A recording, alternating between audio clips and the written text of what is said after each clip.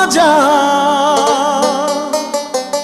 ও আম্মা জান। একজন নায়ক যিনি শুধু সিনেমায় খলনায়কদের হারাননি, মানুষের হৃদয়েও জয় করেছিলেন। তিনি ছিলেন সাধারণ মানুষের নায়ক। পর্দায় অন্যায়ের বিরুদ্ধে তার গর্জন যেন বাস্তব জীবনের প্রতিবাদ হয়ে উঠত। হাজারো ভক্তকে কাঁদিয়ে মাত্র ৪৪ বছর বয়সে পৃথিবী ছেড়ে চলে যান তিনি। কিন্তু আজও তার সিনেমা টিভিতে প্রচার হলে লাখো মানুষ থেমে যান। কে ছিলেন এই কিংবদন্তি? কিভাবে একজন সাধারণ ছেলে হয়ে উঠলেন বাংলাদেশের চলচ্চিত্রের অ্যাকশন কিং? চলুন জেনে নেই এই মহানায়ক মান্নার অবিশ্বাস্য জীবন গল্প। বাংলাদেশের চলচ্চিত্রের ইতিহাসে এমন কিছু নাম আছে যাদের ছাড়া সেই ইতিহাস কল্পনাই করা যায় না।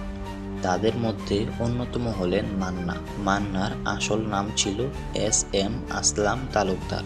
তিনি 1964 সালের 14 এপ্রিল ঢাকায় জন্মগ্রহণ করেন। ছোটবেলা থেকেই অভিনয়ে তার প্রবল আগ্রহ ছিল। 1984 সালে একটি নতুন মুখ প্রতিযোগিতায় বিজয়ী হওয়ার মাধ্যমে চলচ্চিত্রে তার যাত্রা শুরু হয়। এরপর ধীরে ধীরে তিনি নিজেকে প্রমাণ করতে থাকেন। শুরুটা সহজ ছিল না। অনেক সংগ্রাম, প্রত্যাখ্যান আর কঠোর পরিশ্রমের মধ্যে দিয়ে তিনি নিজের জায়গা তৈরি করেন। 1990-এর দশকে মান্না হয়ে ওঠেন বাংলাদেশের সবচেয়ে জনপ্রিয় নায়কদের একজন। তার সিনেমায় ছিল অ্যাকশন, আবেগ, পারিবারিক গল্প এবং অন্যায়ের বিরুদ্ধে প্রতিবাদের শক্তিশালী বার্তা। তিনি অভিনয় করেছেন 3 শতাধিক সিনেমা।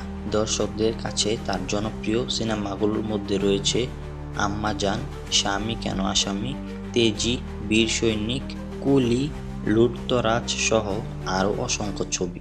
বিশেষ করে আম্মা জান সিনেমাটি আজও বাংলা চলচ্চিত্রের অন্যতম জনপ্রিয় ছবি হিসেবে বিবেচিত হয়।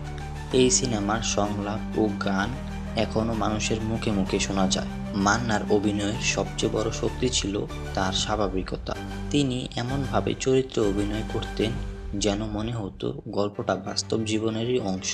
দরিদ্র মানুষের কষ্ট, অন্যায়ের বিরুদ্ধে প্রতিবাদ কিংবা মায়ের প্রতি ভালোবাসা সবকিছুই অসাধারণভাবে ফুটিয়ে তুলতেন। শুধু নায়ক হিসেবেই নন, চলচ্চিত্র শিল্পের উন্নয়নেও তিনি গুরুত্বপূর্ণ ভূমিকা রেখেছিলেন। তিনি চলচ্চিত্র সংশ্লিষ্ট বিভিন্ন সংগঠনের সঙ্গেও কাজ করেছেন এবং দেশের সিনেমাকে এগিয়ে নেওয়ার চেষ্টা করেছেন।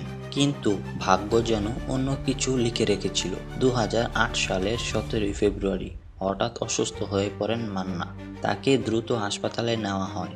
চিকিৎসকদের সর্বোচ্চ চেষ্টা সত্ত্বেও সেদিন তিনি শেষ নিঃশ্বাস ত্যাগ করেন। তার আকস্মিক মৃত্যুতে পুরো বাংলাদেশ শোকাহত হয়ে পড়ে। লাখো ভক্ত, সহকর্মী এবং শুভাকাঙ্ক্ষীরা অশ্রুসিক্ত চোখে বিদায় জানান তাদের প্রিয় নায়ককে।